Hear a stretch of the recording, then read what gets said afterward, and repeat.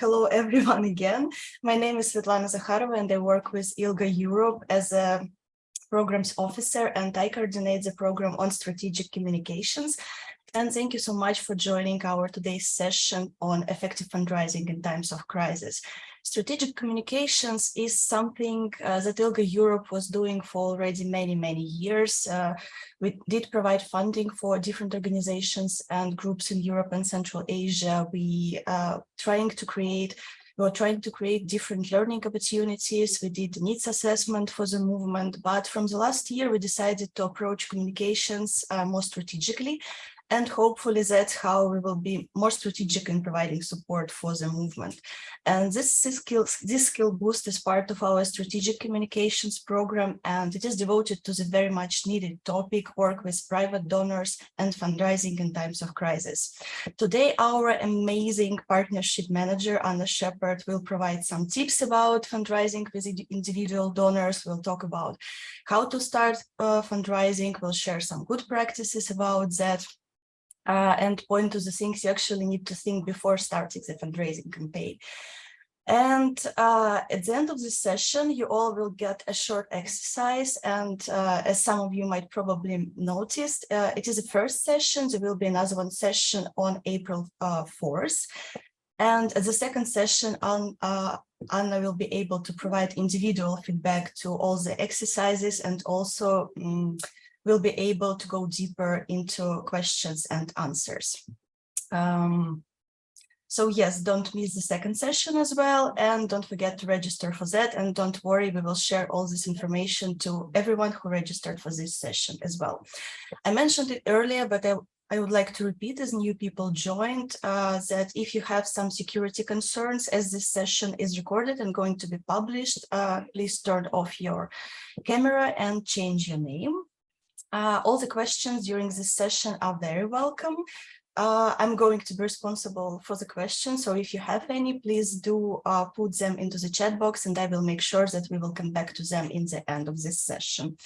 And of course, I would like to invite you to use our other resources on fundraising, communications, and not only. And first of all, I'm referring to our resource hub and also to our Facebook group, where people from the movement, basically people who are involved in communications, can ask questions, share ideas, and well, basically communicate. And before passing the word to Anna, I would like all of us kind of to get impression who else is in the room. So I'm inviting you to type in the chat box where are you from, who you are, and what are the biggest challenges for you when you are doing fundraising with individual donors. And while you're texting, I would like to share some of my experience. Before working with ILGA Europe, I worked with Russian LGBT network and charitable foundation sphere. And many years ago, when we started to approach the topic of individual fundraising, I think that the most difficult thing for us was actually to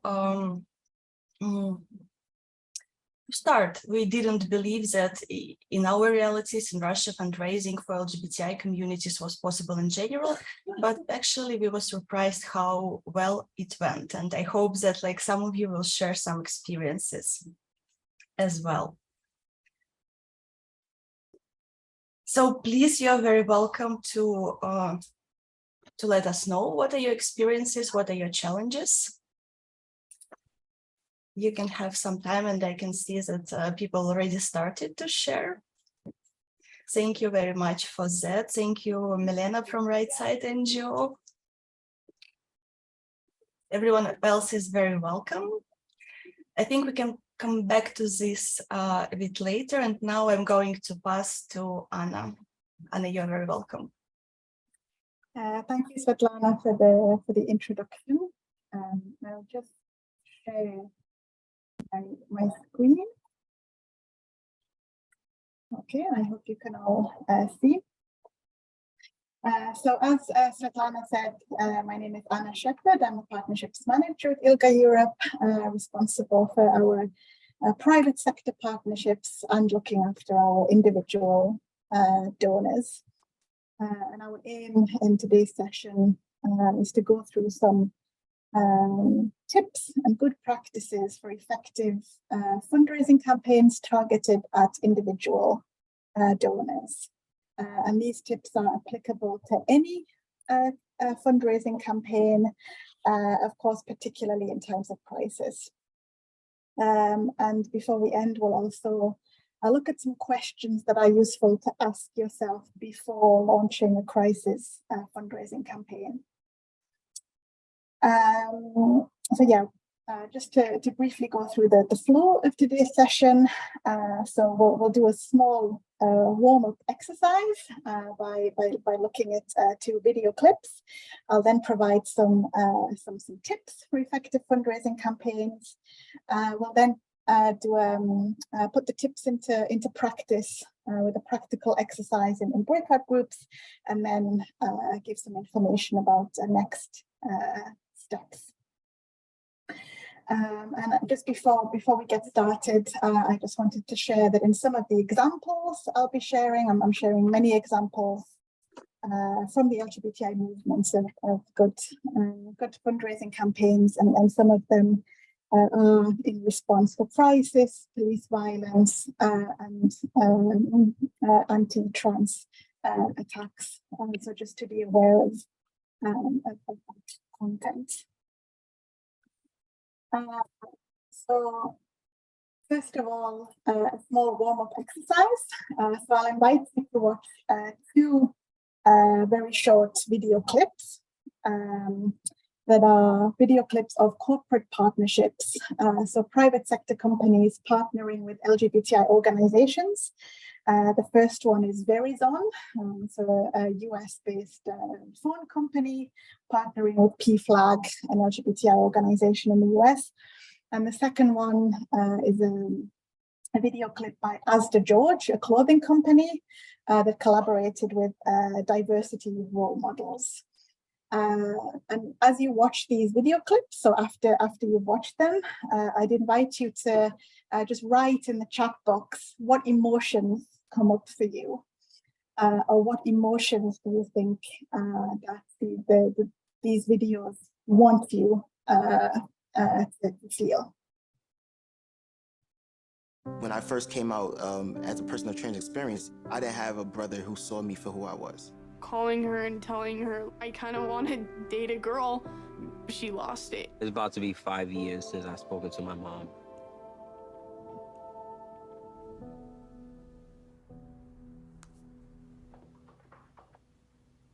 Hello?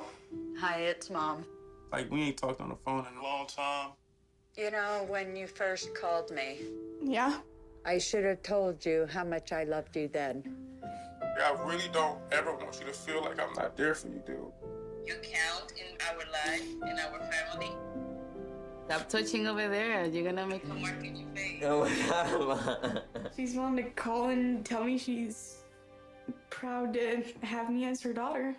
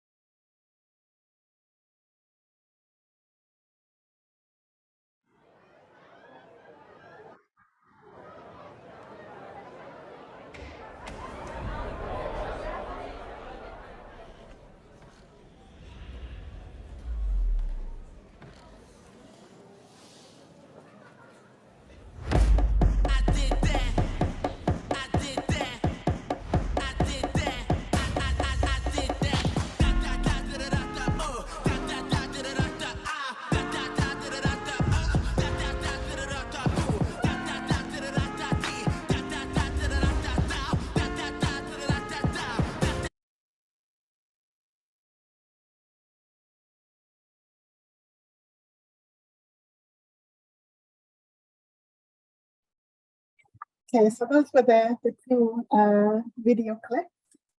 And I think in the past, people have said that the first video was moving. Other emotions are vulnerability, pride,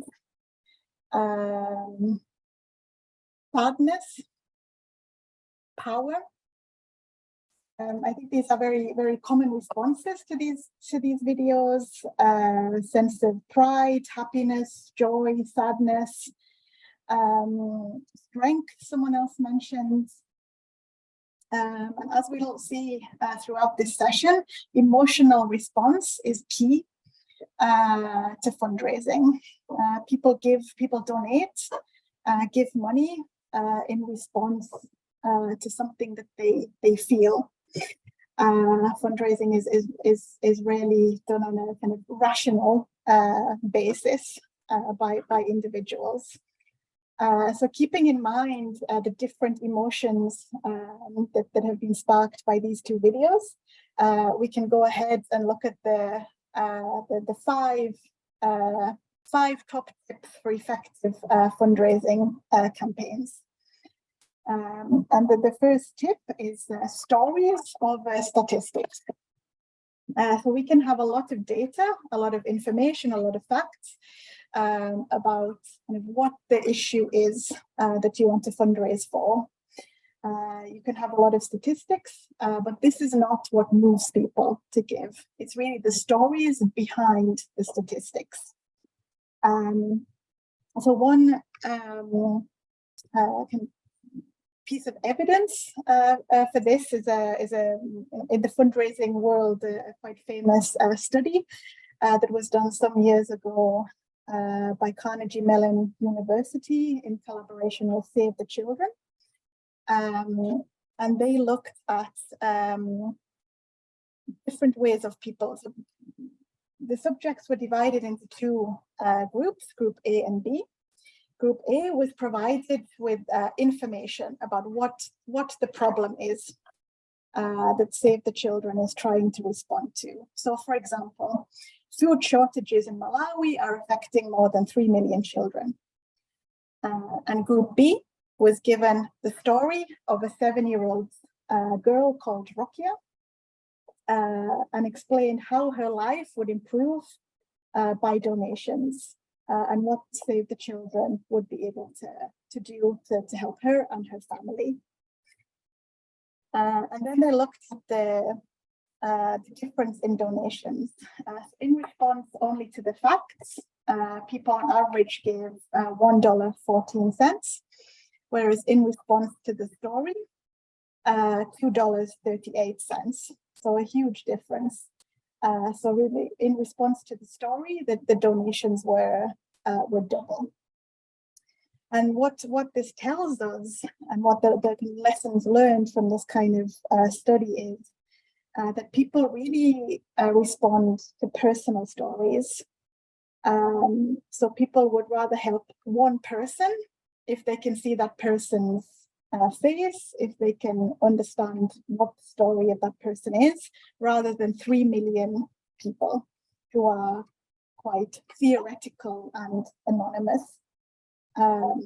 So this study talked about having an identifiable subject rather than a statistical subject. So what does this mean for the LGBTI movement? And how can we tell stories in order to raise money? A few good examples from our movement, LGBTI movement in Europe and Central Asia. So the first one here is from the Transgender Network in Switzerland that did a crowdfunding campaign back in 2021 to raise money for litigation costs in a case involving recognition of non-binary rights. And rather than explaining in detail this court case, which is quite theoretical and maybe not understandable to people, they highlighted stories of non-binary people, trans people in the local community, saying what it would mean to them. So here is Miyako, who was talking about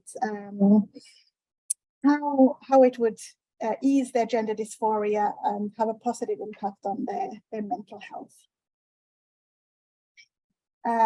Similarly, Prague Pride was crowdfunding for a community space and highlighted the stories of community members and what having a community space means to them.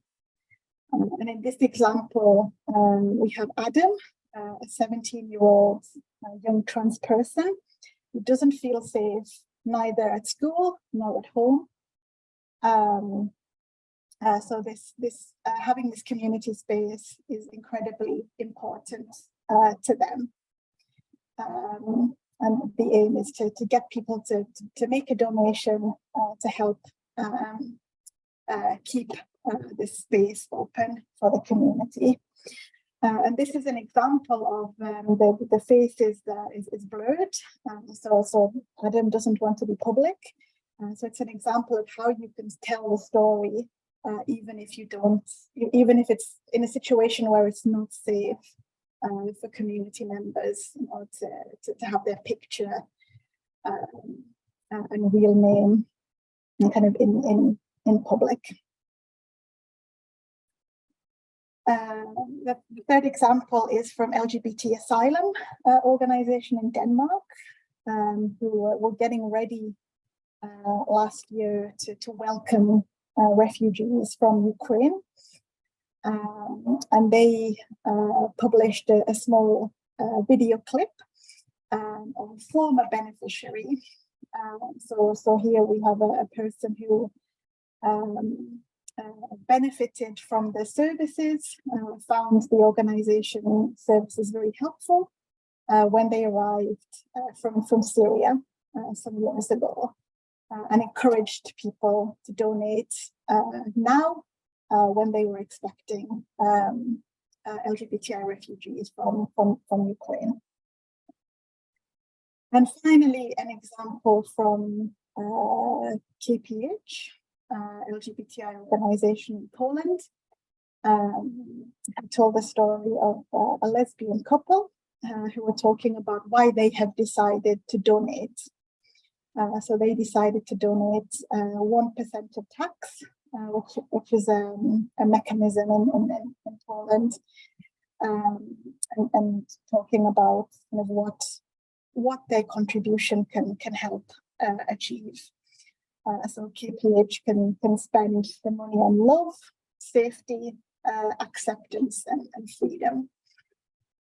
And this is an example of sometimes it's difficult to find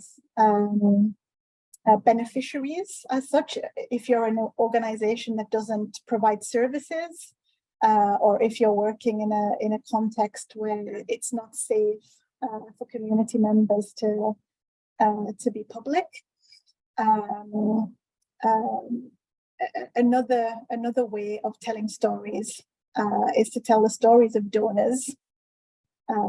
So asking them why they donate, and through that encourage others to follow their example and donate as well. The second tip is heart over brain. So as we saw in the Rokia experiment, the study, in the first tip, donors are not rational.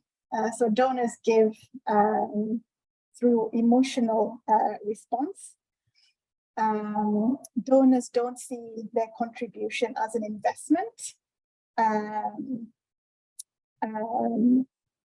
but rather helping a person whose story you're telling.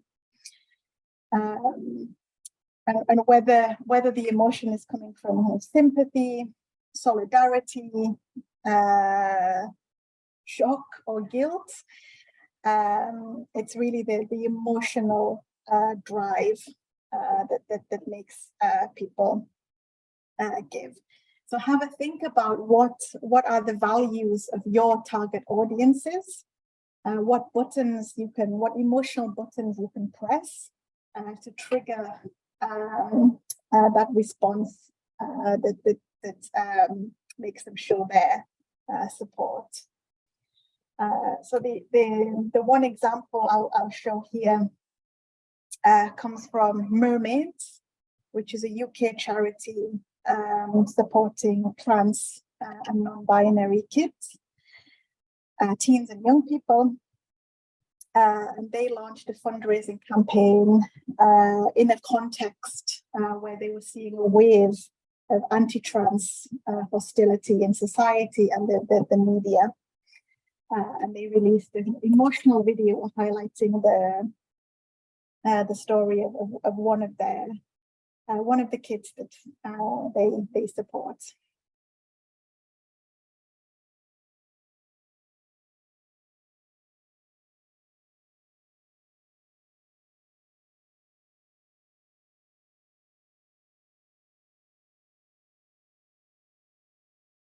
Hello, my name is Emily, and I'm 11 years old. I just want you to know that Hello? Can anyone hear me? Why is no one listening to me? Listen, I've got something to say. That's not true. Who are you talking about? If I could, I'd tell you it's hard sometimes to say the stuff I want to say. I just feel angry sometimes when people don't listen. If you would just stop being the expert, I'd tell you all of these things about me.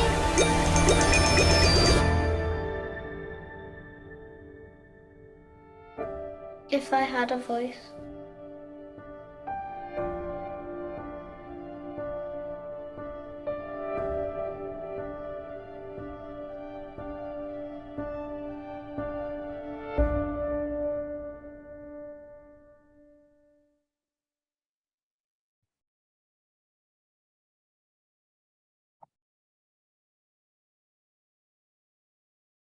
As the third tip, be smart with images.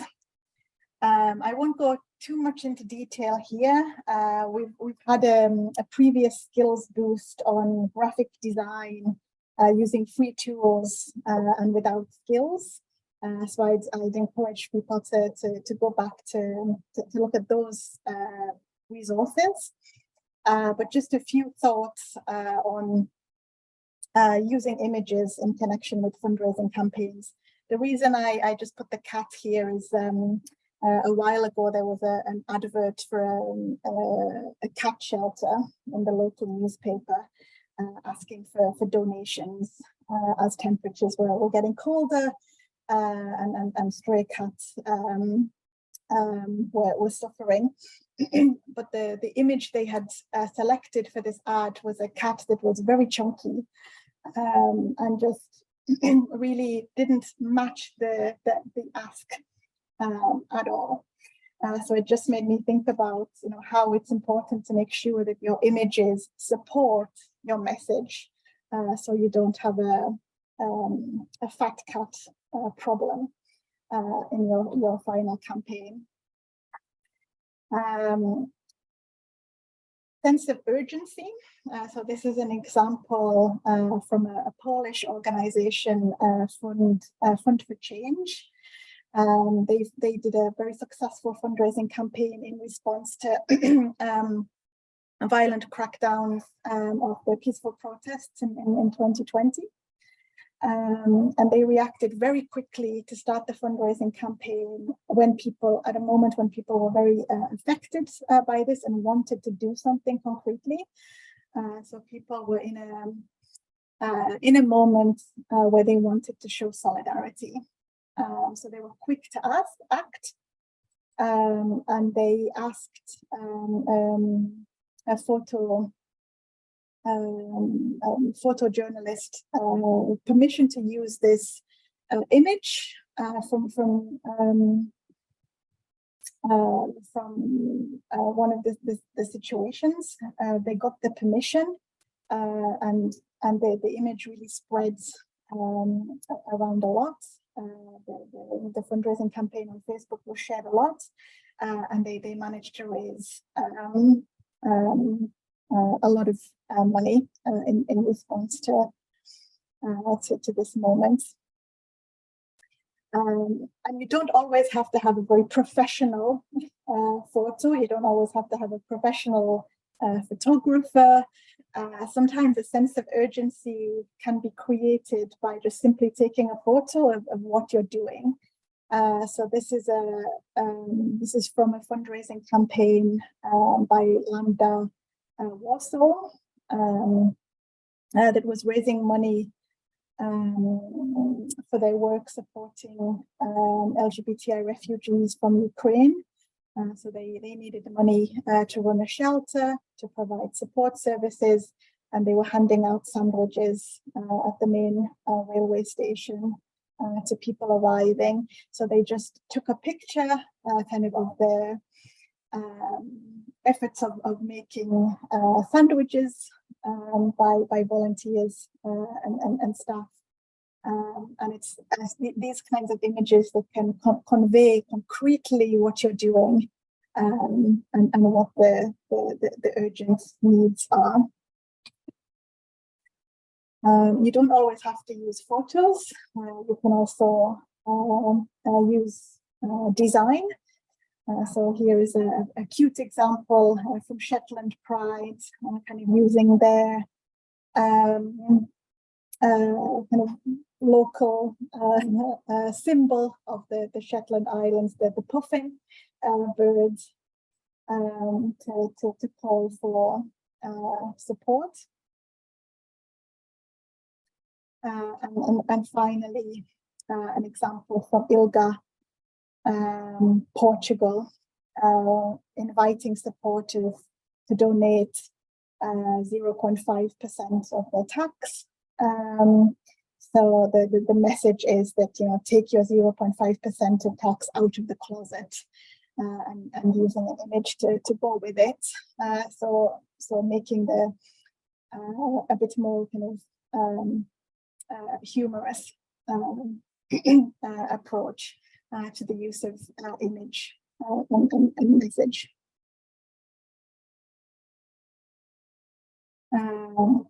Four is have a clear and direct ask. So you might have very smart framing of your message. You might have smart images, but the opportunity is lost if you don't actually ask for money. If you don't have a clear and direct ask, it's a lost opportunity. So here are just some examples of different organizations asking directly for money. For UK Black Pride for £10, an LGBTI support line asking for £5 at Christmas, which helps support a caller. We have SETA in Finland asking for a €100 gift to allow everyone to be seen as themselves. And again, an example from Slovakia, inviting people to give 2% of their tax, and concretely outlining in a very nice and cute graphic design what can be achieved with that 2%. Community organizing, pride, advocacy, and so on. So don't be shy to actually attach a concrete ask, even with an amount of money, your campaign. Number 5, make it easy for people to donate. Again, otherwise, if you don't have an easy mechanism, it will be a lost opportunity. So if you have a message that sparks an emotional response, people are ready to donate, you've asked them to donate, but then if it's difficult to do it in practice, or you don't have a good platform, people might give up, and again, it's a lost opportunity. So the example here is from the Russian LGBT network, who back in 2017 was setting up donation page to raise money for a support line when the crisis of LGBTI people in Chechnya being persecuted hit. And because they were in the process of setting up the donation page, they were in a position to immediately start raising money, and very successfully, as well, as people were emotionally affected by the news. They were in a mindset to show solidarity through donations, and through having this page ready to go and allowing people to make donations. They were able to raise money. So whatever platform you're using, donation form, crowdfunding page, try to make sure that the user experience is easy, smooth, that it allows as many payment options as possible, and make sure you have it in place as soon as possible, because then, if you have a moment where you need to act very quickly in response to crisis, for example, that is not the moment when you want to be exploring and solving the technical aspects. So we will look at how to put these 5 tips into practice. But before we do that, I'd like to just quickly bring up 4 questions you should ask yourself before launching a crisis fundraising campaign. And we will be, ILGA Europe will be publishing a blog on this topic this Friday, so also look out for that. It will have some more details. But if there is a crisis situation, whether it's affecting your own community in your location, or whether a crisis has happened somewhere else and you would like to start raising money in solidarity, first of all, you should ask yourself, should you be fundraising? So think about kind of what your role in this situation should be, and whether you have enough information about what kind of support is most helpful in this moment. It could be that the fundraising campaign is the most helpful, but it could be that a fundraising campaign that is very public and is shared widely could actually cause harm. Do you know what the needs are? In a crisis situation, it's important to assess the LGBTI specific needs. If the crisis is affecting your own community, of course, it will be easier for you to assess. But if it's happening to a community somewhere else, it's particularly important to ask yourself if you understand what the needs are, and who to speak with to learn about what those needs are. Thirdly, do you know what the risks are?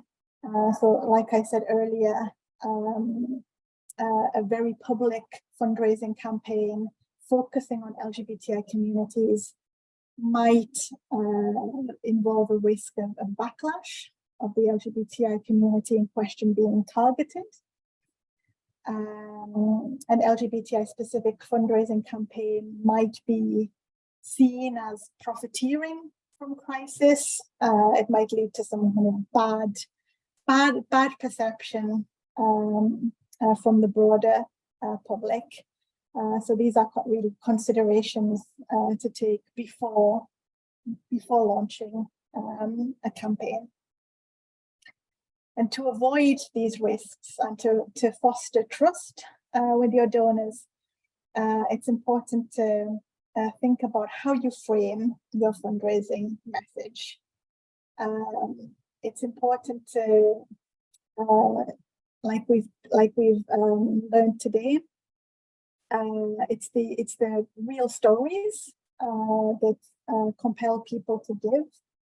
But in crisis situation, it's also important to be mindful not to victimize the people you're raising money for, or to sensationalize their circumstance. It's also important to be mindful of how people are feeling. So to avoid triggering further anxiety or distress in potential donors. And I know that the example we've seen before, the Polish organization fundraising in response to the police violence, they were very mindful of how they use images and not to use the close-up images of the impact of the most severe police violence, because this even if it might be effective in creating that kind of shock response, an emotional trigger to donate, it can also trigger distress amongst potential donors, so they didn't want to go down that route.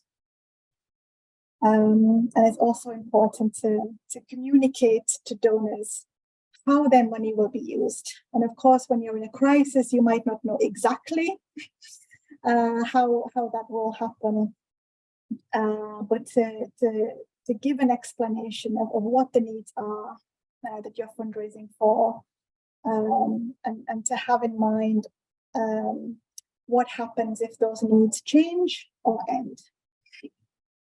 So I hope this gave a useful framework of questions and considerations to have in mind before going ahead and fundraising in response to crisis.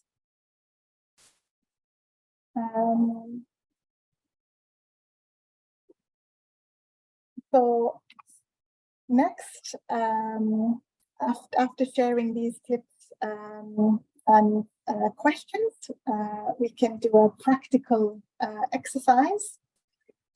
So Svetlana will shortly divide you into small groups, and in those small groups, I'll invite you to think of the following scenario. So you are seeing an increase in young LGBTI people facing homelessness and turning to your organization for help. You need to raise money to provide services and support to these young LGBTI people.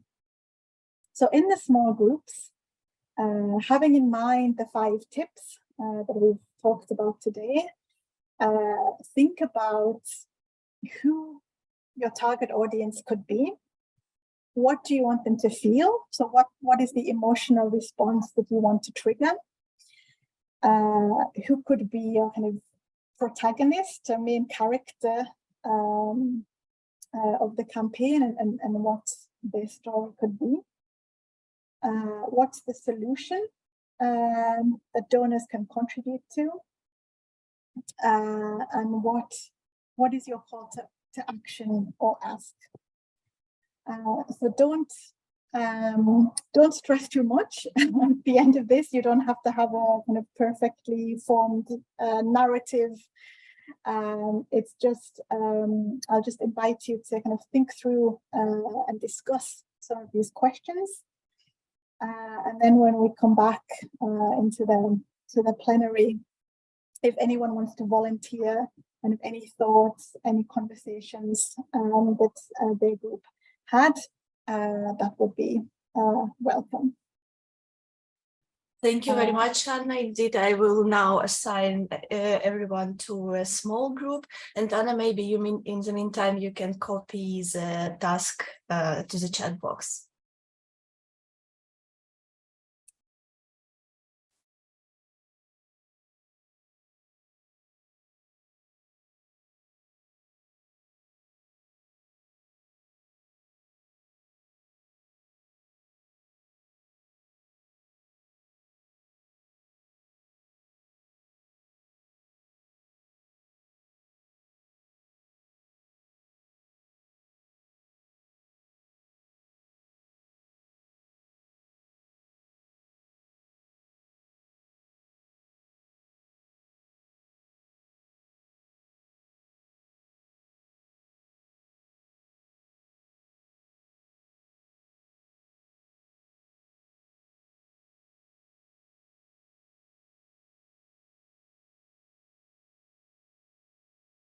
I can see that there are 3 persons who still didn't join any of them.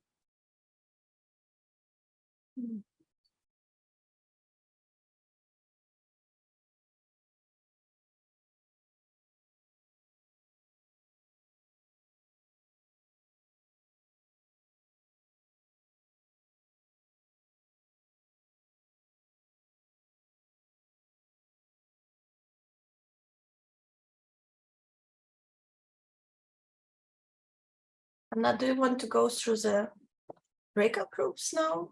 And Yes. I will be here Okay. in case someone else needs something.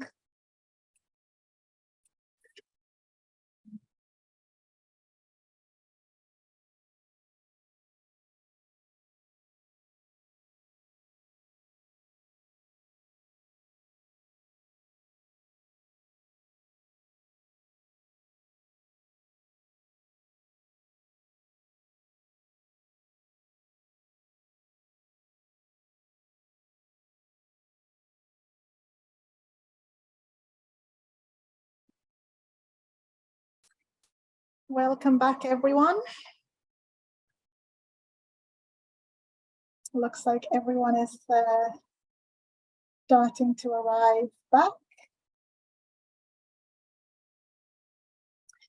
Well, I was just circulating around the different breakout rooms and to drop into your very interesting conversations. And some of you managed to go through all of the questions, some were focusing more on specific ones, and that's all fine.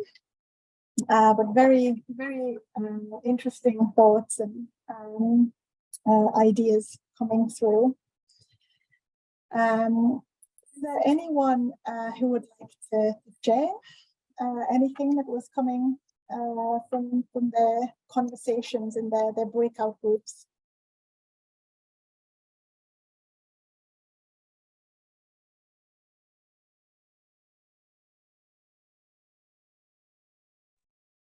There is one hand up.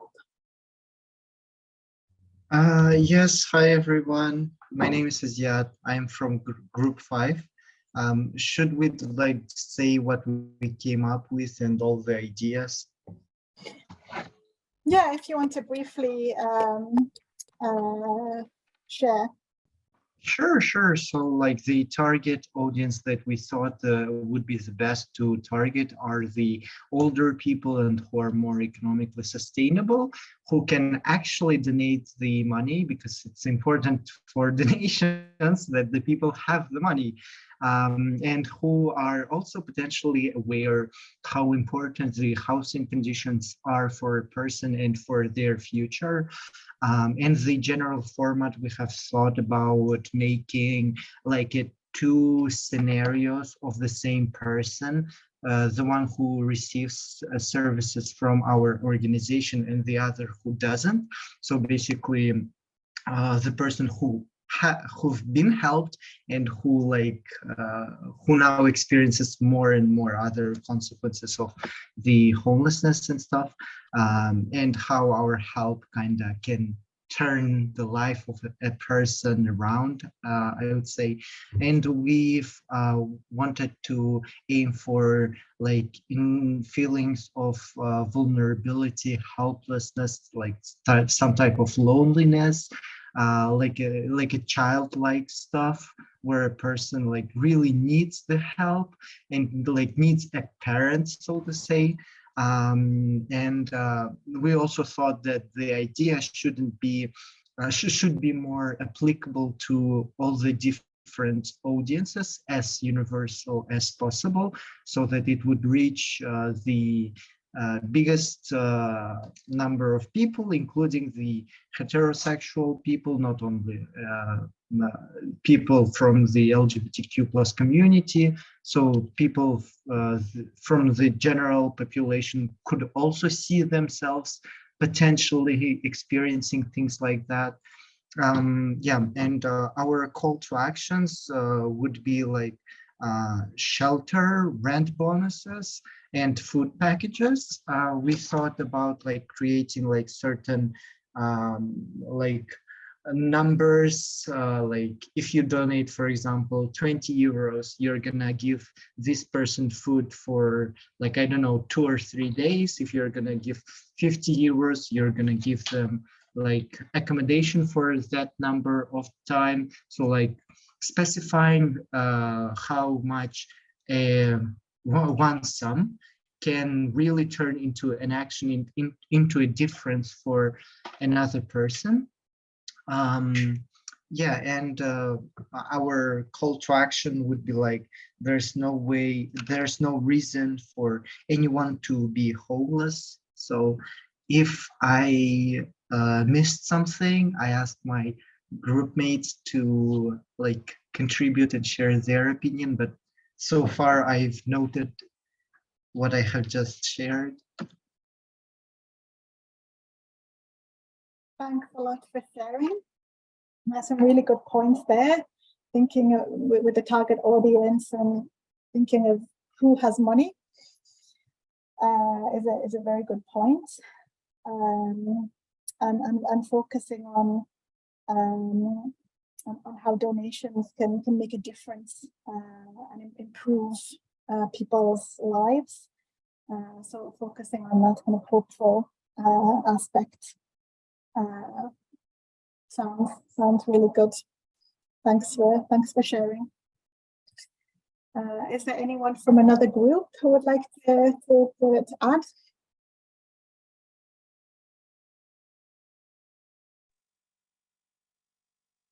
I can give a short feedback from the group. I don't know which number, but Kelly and Lempro were in that. First, the focus group for your action is money. People with money, of course, but we identified a bit shorter that it must be people who could be in the same situation 20 years before this. So people now from 30 or 40 years old, and direct supporters. So parents, teachers who have positive links and connections with the community. And what they should feel. We had a discussion if it could be negative. Are you outraged, or are you feeling sympathy or feeling sorry, or making you feel very important that you can make the difference? So we ask you, you're the important guy or girl who can make the difference with your donation. And at the end, we concluded that it must be a positive start. And the second, who's the model? It should be simple: a boy or girl from 16 years old for a closed door with 2 suitcases. That is the picture we want to give. And the solution must be concrete. I agree with the former speaker.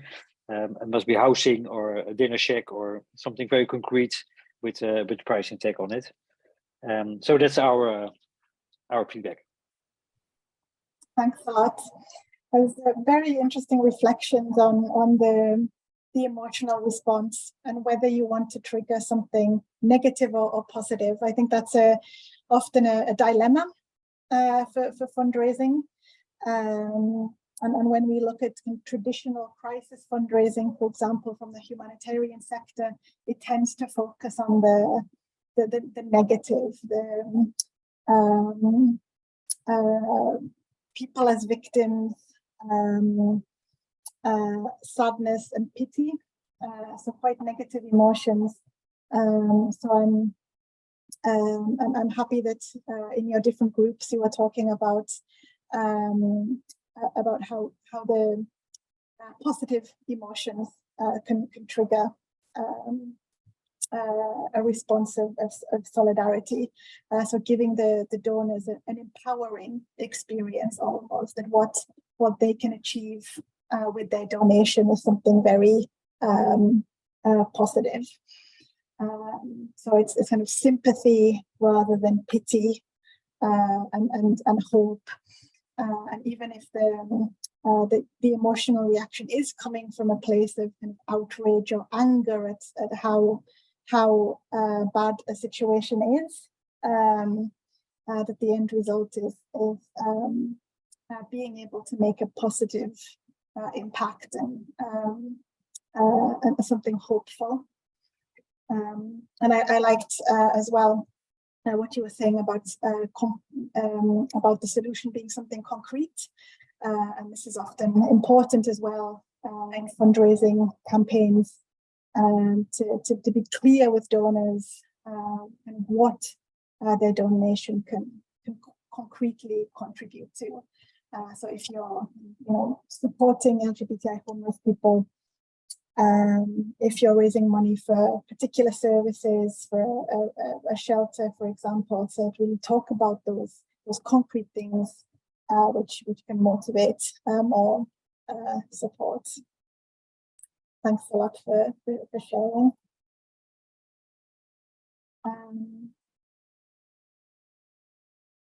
Are there any more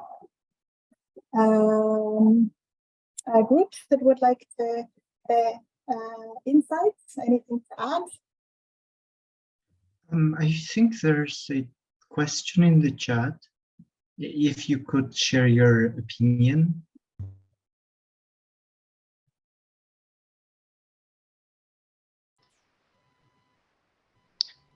Anna, are you here?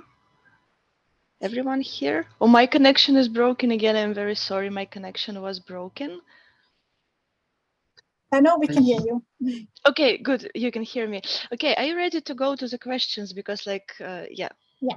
Okay, there is indeed like one question already, and I will read it aloud, and then we'll ask some more questions that coming from this session. Question: is it a good idea to say to people something like, if you skip 1 cup of coffee and donate $4, somebody else can have a dinner? Is it a good example of a campaign? Does it raise good or bad emotions? For me, it raises positive emotions, I would say. I think it's an example of showing in a very concrete way how you can support, and how something you might every day buy a cup of coffee and not even think about it, but then if you're asked to contribute that amount towards a fundraising campaign, it could achieve a lot for other people. So for me, it's positive. I think with all of these, it's always a question of testing. Sometimes things can be messages can be a good idea, but then they for some reason don't work with your target audiences. So it's a question of really seeing kind of what works for them. Thank you, Anna. I would agree on that. And well, personally, I believe that it's impossible to find one solution that will fit everyone. And basically, the question is what will work for your target audience and what will not work for your target audience. If we already at the question and answer session, you all are very welcome to post your questions. And actually now I would like to go back to the beginning of our session when we asked what is the most challenging for you, like in terms of fundraising.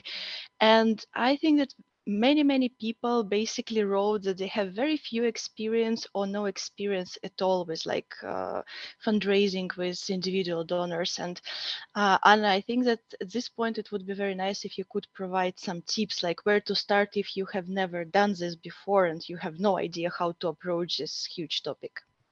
Yeah, sure. So ILGA Europe has a fundraising guide for beginners called It Shows That People Care. And it's available on our website and on the resource hub. So it's a guide that provides tips on how to get started, and has some real examples from the LGBTI movement as well. And it's very practical, has some very both strategic and practical advice on how to get started if you've never done individual donor fundraising before. And on the resource hub, I think there are something like 10 cards at the moment on various fundraising topics. So, for example, how to do an effective crowdfunding campaign, how to make the best use of Facebook and Instagram fundraising tools. So a real variety of topics. So very practical advice and tips. So I would really recommend checking out those resources to help you get started. Thank you, Anna. There was another one post. Basically, Milena from Right Side NGO, I can see your hand now. We will come back to you, Milena, shortly. Mentioned that it's difficult when you don't have network or connections with rich people. Like, is it possible to work on individual donations only with rich people, or it's not exactly the case?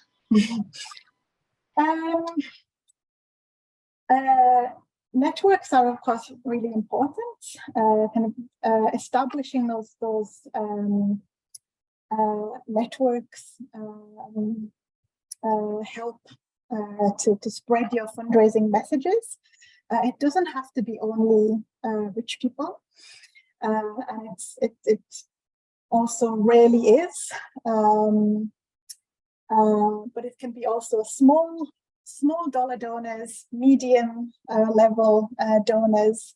But with things like crowdfunding, the point is to attract as many donors as possible, even if they're giving small amounts. So it really depends on which direction you want to go in. If you see that there are, some affluent, rich people in your communities, and you really want to focus efforts on attracting larger donations, that's of course one route to take. But another is fostering a culture of giving small amounts broadly among the community and allies. And this kind of building of the network is not something that happens overnight. It can be a slow process. Also, in my own experience fundraising at ILGA Europe, it takes time. So it's kind of really doing the mapping of who likes us on social media, who comes to our events, who signs petitions, who do we have on our mailing list, who do our board members know. Does anyone work at a company that has a giving program in place? So really doing the mapping of who you can circulate the fundraising ask to, and slowly get community and allies used to the idea that donating is one way of supporting. Thank you, Anna. Milena, do you want to turn on your microphone and to ask a question, as I have seen your hand earlier? Yeah, it's not so much a question. I wanted to also share a bit of my experience doing online crowdfunding with like small ones, but still I think it's valuable to mention that usually, like, whenever there are groups who want to do this kind of fundraising and I support them with that, I have to warn them that it's a lot of work, and it's a good idea to kind of plan the whole thing before you start fundraising, because people might get excited and say, oh, great, I can just go on, I don't know, GoFundMe.com, set up a profile and everything, and then it will just kind of pick up from there. And I tell them, yeah, like, it's one part of the work that you create visuals or videos or whatever. But the other part of the work is that you have to constantly work every day. You need somebody specifically assigned to kind of sort of bombard everybody with like messages, and then you need to come up with different, like, within your campaign you need to come up with different like mini campaigns. So let's say there's like, I don't know, 10 days left to your campaign. Oh, I don't know, $10 in 10 days, something like that.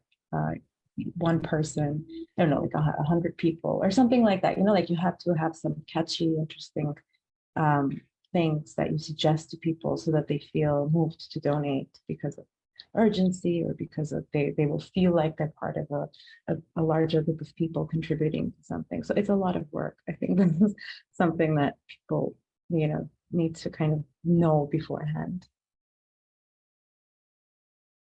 Yeah, that is very true. Yeah,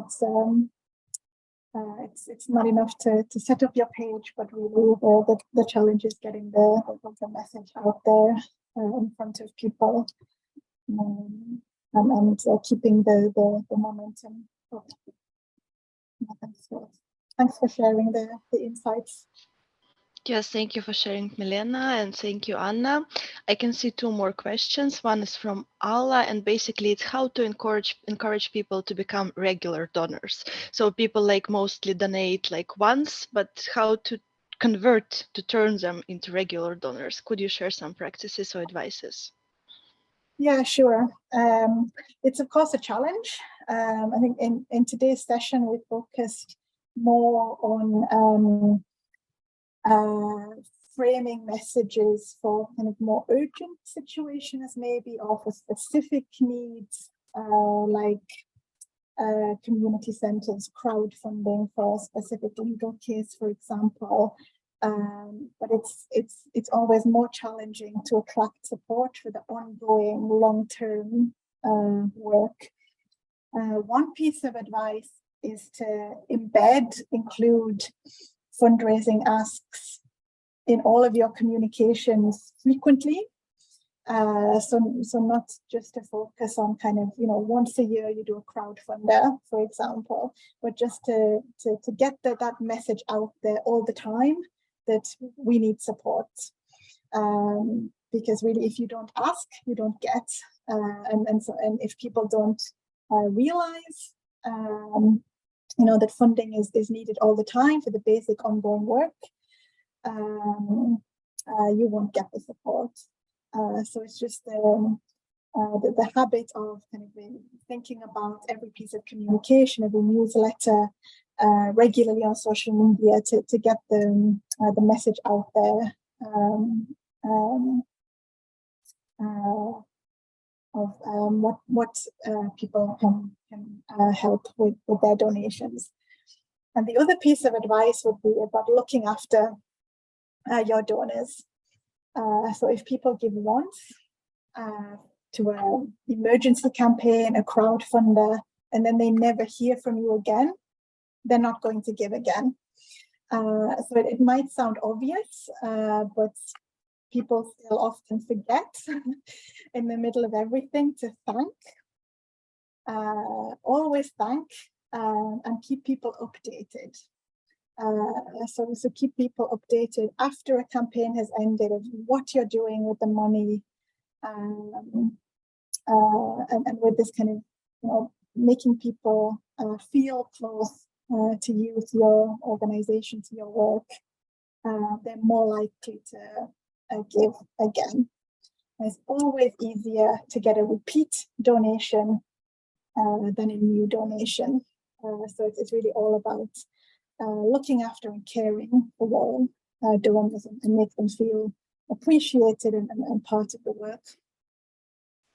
Thank you, Anna. Thank you, Alla. Alla, I can see your hand, but I want to point out that we are almost out of time. So Alla, I'm going to give you word, but very short question or comment, and then we have one more question also to answer, and we are going to wrap up this session. Alla, please go on.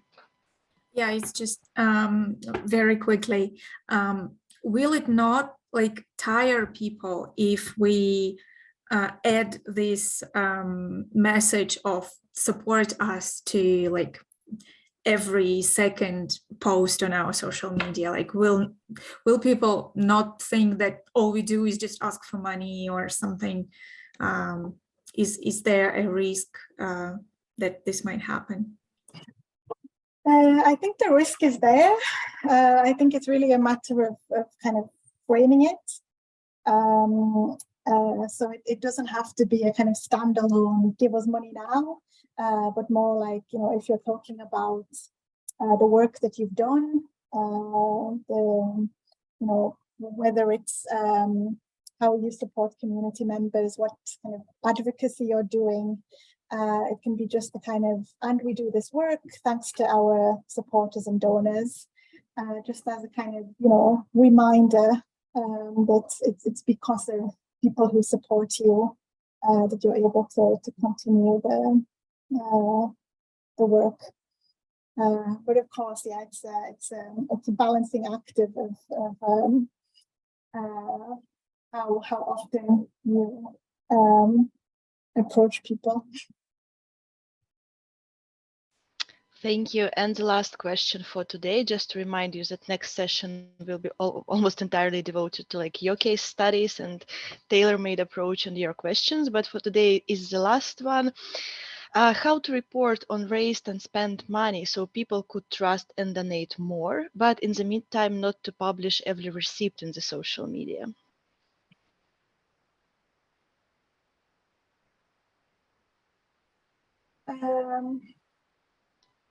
So basically the question is how to report about the money you received, like in a sustainable way and not too exhausting way.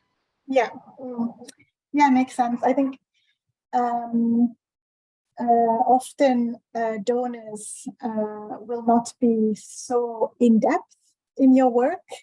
So kind of sharing big annual reports or adapting something that you've made for kind of institutional donors might be too much information.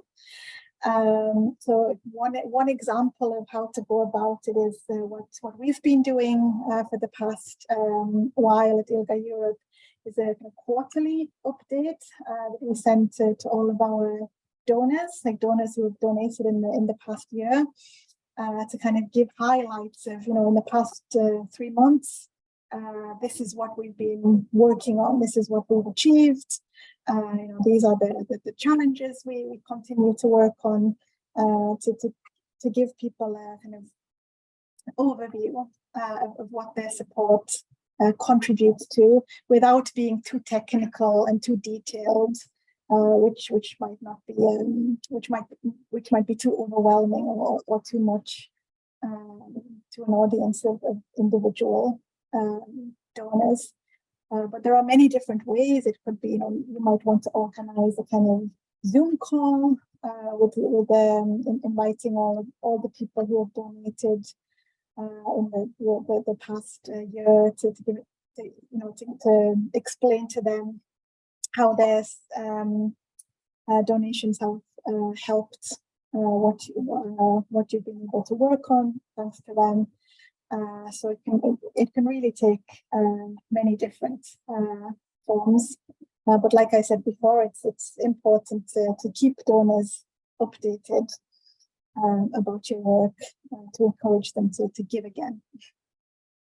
Thank you, Anna. Are you up for one more question? Because I don't see any other hands, but I can see that Ivan had their hand up. Even if like there is a question from you, could you step in? Sure. Thank you so much. First of all, thank you so much for the lecture. I'll try to be concise. So the thing is that I've recently been to another fundraising seminar, and they gave us a little bit different statistics, that most of the smaller donations are indeed based on emotions. But when people donate larger sums, they usually try to do their due diligence and base it more on the intellectual side.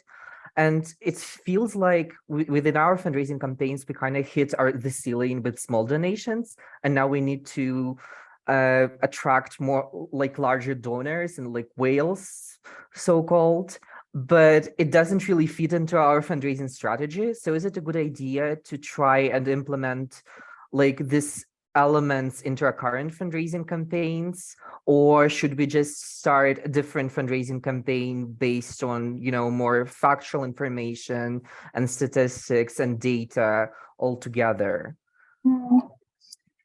It's a big question. I think it's really about kind of message testing to see which messages land with different target audiences. I mean, yeah, I completely agree that for more major donors, it's not the immediate emotional response. So it's not like, a smaller donor who is kind of sitting on their sofa and seeing, scrolling on their phone and seeing something that triggers like, oh, I need to support this, and they just click and give €5. For bigger amounts of money, it's usual that the donors would like to, attribute the donation to a specific project, learn more, have a more kind of personal understanding.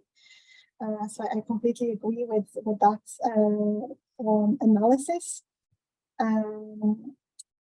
It's a difficult question to answer quickly, but maybe I would refer you to ILGA Europe also has some message testing guidance.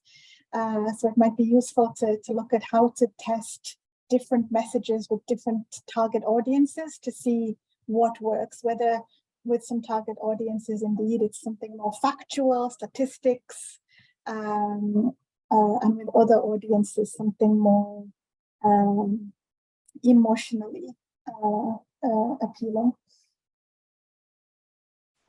Thank you so Anna. much. Sorry. Yeah, it's always an issue with online events. I can see that there is one more hand raised, but I can see also that we have 3 minutes to left. So I would suggest slowly wrapping up this session and going back to the questions like on April 4th. Mm-hmm. Sorry about that, but like time limits matters. So Anna, I'm passing back to you. Yes. So our next session will indeed be on the 4th of April. Please sign up, and we will follow up with all of the participants with resources and the home exercise. So the home exercise that we'd like to propose is creating a fundraising post for social media for your organization, for your group. It can be for any social media channel, and it can use any kind of format. It can be a video, it can be an image, it can be text-based, but just think about a fundraising message, raising money for your work to be published on one of your social media channels. And send that to Svetlana by the 30th of March. And then I will provide individual feedback on all of the